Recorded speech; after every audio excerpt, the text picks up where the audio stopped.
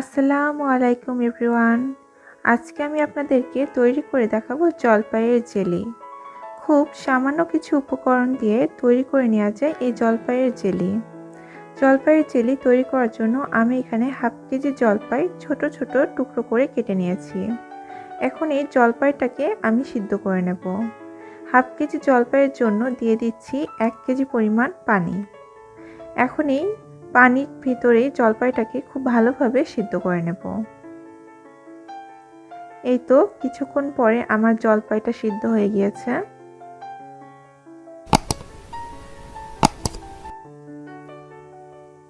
এখন এই জলপাইটাকে একটা পরিষ্কার পাত্রে ছেঁকে নেব।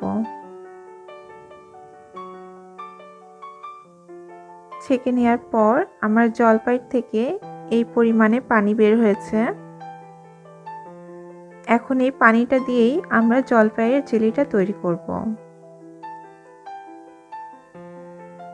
যেই পাত্রে জেলিটা তৈরি করব পানিটাকে সেই পাত্রে নিয়ে নিচ্ছি।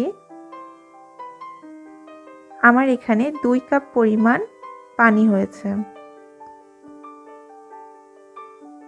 2 কাপ পানির জন্য আমি দিয়ে দিচ্ছি 2 কাপ পরিমাণ চিনি।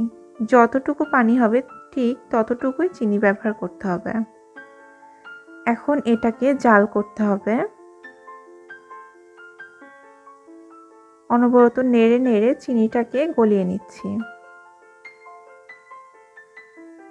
এটাকে জাল করে অনেকটাই কমিয়ে ফেলতে হবে।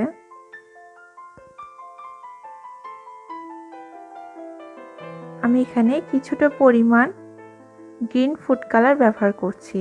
এটা অপশনাল, আপনারা চাইলে নাও দিতে পারেন অথবা অন্য কোনো কালারও ব্যবহার করতে পারেন। আমি শুধুমাত্র দেখতে সুন্দরের জন্য ব্যবহার করছি।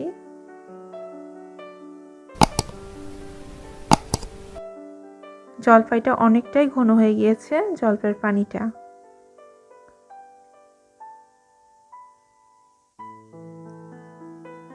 আমি চেক করার জন্য একটি পাত্রে নিয়ে নিচ্ছি।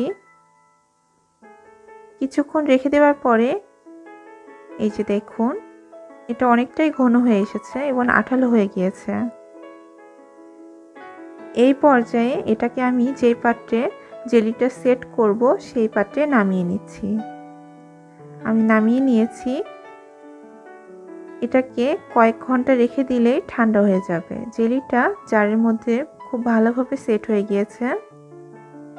আমি আপনাদেরকে দেখাচ্ছি।